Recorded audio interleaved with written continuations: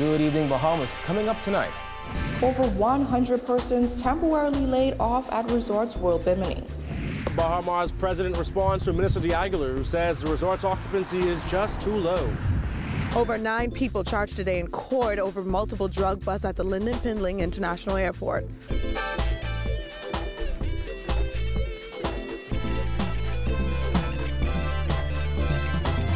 Our news is brought to you by Alive, the nation's newest and best LTE network. Good to be alive. Welcome to our news and thanks for joining us. I'm Kyle Joaquin. Topping news tonight, months after Minister of Finance Peter Turnquist revealed that the Minnis administration met the cupboard bare and the country's fiscal situation is far worse than the government had anticipated, members of Parliament are set to get a pay raise. Prime Minister Dr. Hubert Minnis announcing in the House of Assembly this morning that in the next budget there will be provisions in place for parliamentarians to take home more money. He sought to justify the move by revealing that the earnings of some people employed by the previous government took home nearly $200,000 a year. I want to put the country on notice a pay raise, you know, that at the next budget I will come forth with a pay increase for the members of Parliament.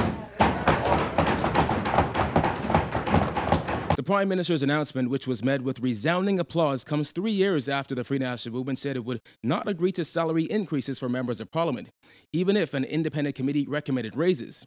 In May 2014, a parliamentary select committee called for MP salaries to be reviewed. That committee was chaired by then Leader of Government Business in the House of Assembly, Dr. Bernard. Back then, the announcement was met with public outrage, with Dr. Hubert Minnis declaring at the time that politicians' position is a service position. Minnis added at the time, "As long as I am leader of this country, the FNM would not support any pay increase with all the pain and suffering that is going on in this country." But in the House of Assembly today, the Prime Minister said he will establish an independent committee to look at salaries and structures for contracts issued weeks and months prior to the general election, some of which he laid in Parliament. He started with a contract worth $800,000, which he says was signed on May 9th, just 1 day before the general election. You signed the contract a few hours before election. Hold on. 9th of May. It's a 4-year, hold on. You were the deputy list. 4-year contract of approximately $200,000 a year. That's way more than I can't pay. Yeah. $200,000 a year for 4 years. That started a heated back and forth with Minnis providing proof. One was a letter detailing the extension of appointment for the senior policy advisor and tourism development consultant in the Ministry of Tourism. The letter was dated April 24, 2017. It read, "I am pleased that it has been agreed to extend your current contract, which terminates effective 14th of May 2018, for a further period of 2 years effective 15th of May 2018. They signed a contract, an individual was getting paid, and I'm going to table this too, $140,000. They subsequently signed a new contract and made his salary, increased the salary to $200,000, made it retroactive, and gave him a $60,000 check. I can table that too.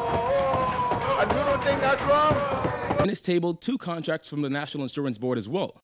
A contract of employment for the Senior Deputy Director of Operations dated May 8, 2017, showed an initial duration of 5 years, then extended for another 5 years with a salary of $125,000 and duty allowance of $9,000 per annum. And another contract of employment for a consultant/Senior Deputy Director of Business Support Services dated May 4, 2017, 6 days before the general election. The duration of this contract was 1 year with a salary of $125,000 and duty allowance of $9,000 per annum. The Prime Minister said he found it ridiculous that the previous government would make way for some public officers to make that kind of money while parliamentarians take home less than $30K a year. I only want to put the nation on notice The time has come when individuals are being paid by that government $500,000 per annum. Individuals are receiving contracts up to $800,000, and the members of Parliament are being paid $28,000.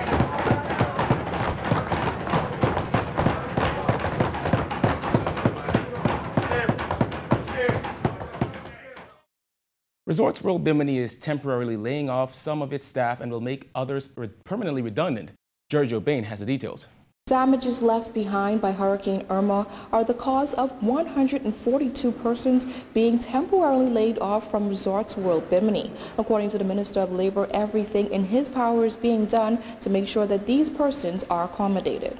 Resorts President Missy Lawrence said in a brief statement, while Resorts World Bimini is now open and operational, officials are still in the process of recovering from the damage caused by Hurricane Irma. Commercial airlift continues to only serve a small portion of their guests, says Lawrence, who added that the current ferry service is limited during the winter months due to inclement weather. As a result, she says Resort World Bimini has made the hard decision to curtail staffing until a time when increased visitation warrants a reevaluation. The news came as no surprise to folks who says they have been in discussions with the resort's management for some time now. There's a total of 142 employees who will be temporarily laid off. And I'm told, the government is told, for a period of a few months. And that could be anywhere from 2 months to 3 months. But we were not given an exact period of time for those 142 persons. About 11 employees have resigned voluntarily. The staff complement at the hotel before Irma was around 600. The staff complement now is 575.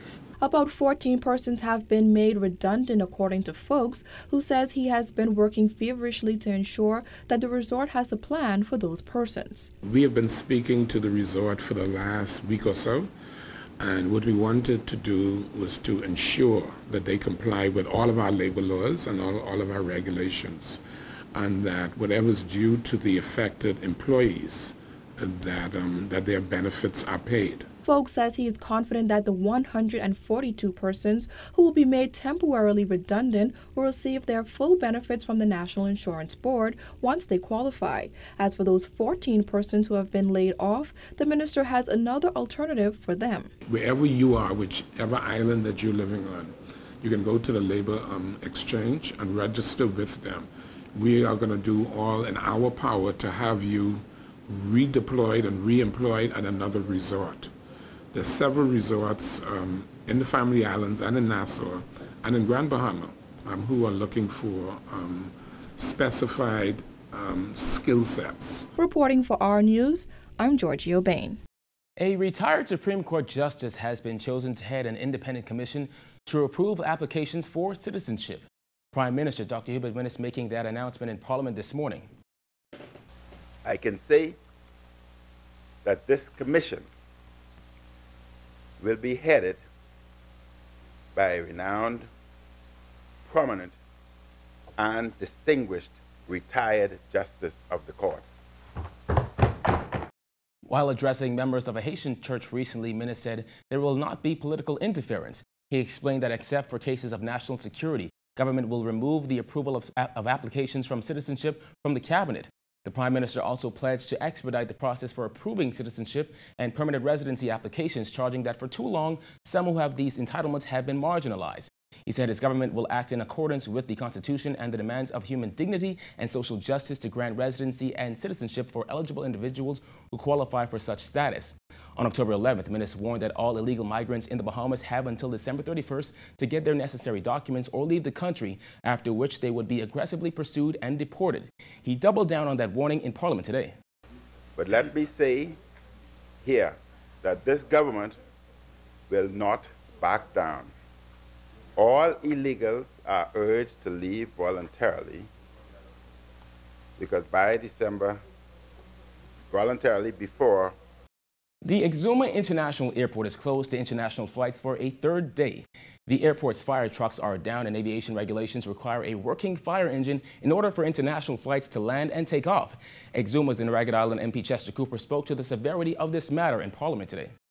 Spoken with the Honourable Minister responsible. I understand some efforts are being made, but I want to emphasize the economic impact of this closure to be in the hundreds of millions of dollars, and it adversely impacts our tourism product, Mr. Speaker. So I trust that a resolution to the issue is happening and will be complete in the very near term. It's a real sore point, Mr. Speaker, for the people of Exuma.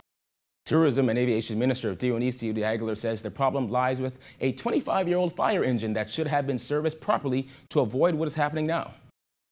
And as a result, this is reactive maintenance.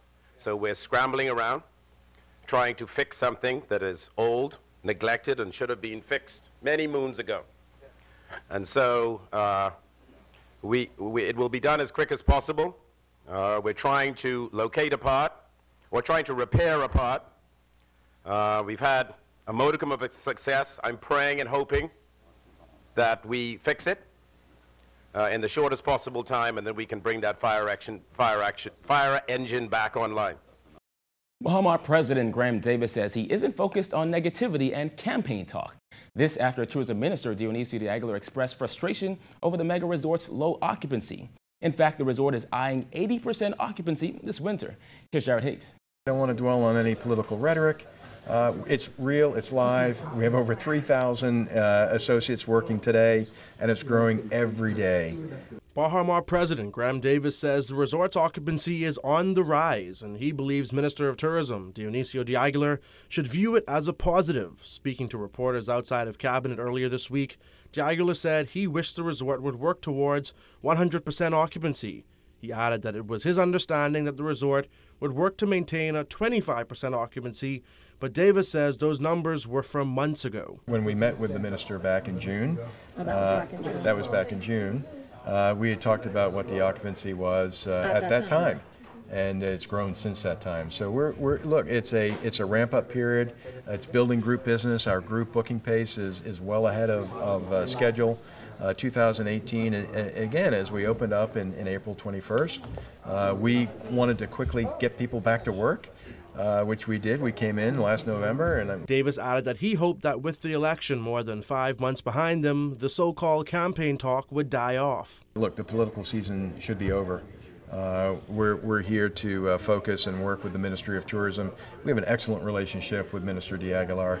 We have an excellent relationship with all the government officials, and we certainly want to continue with a collaborative effort to continue developing what we have today and the future as well. The Baha Mar chief says with an April opening there were bound to be some challenges, and he's optimistic that occupancy will reach about 80% sometime this winter. And we understand that it takes time to build that occupancy. So are we content with 25%? Absolutely not. Nobody would be. Again, we're talking about opening up at the end of the winter season of 2017. You're going into a summer season, you're going into hurricane season.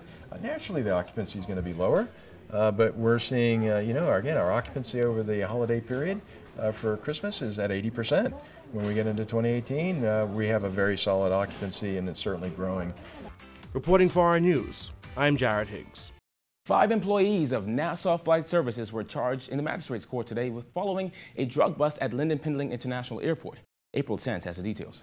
5 employees of Nassau Flight Services charged today in court on attempting to export illegal drugs out of the country. 26-year-old Rudolph Mott in the baby blue shirt, 26-year-old Fashad Arnett in the orange and black shirt, 40-year-old Keto Ferguson in the black shirt, 38-year-old Fillmore Cartwright in the orange and black wide striped shirt, and 26-year-old Quentin Williams, seen in the yellow shirt, appeared in the magistrate's court before Chief Magistrate Joanne Ferguson Pratt today, where they were charged with possession of dangerous drugs with the intent to supply, taking preparatory steps to export dangerous drugs, conspiracy to export dangerous drugs, and conspiracy to possess dangerous drugs with the intent to supply. According to police reports on October 27th, the men were found in possession of dangerous drugs. Police also revealed there is a video footage of the 5 men in the act. The chief magistrate ordered that police show the video in court for the defense when they return.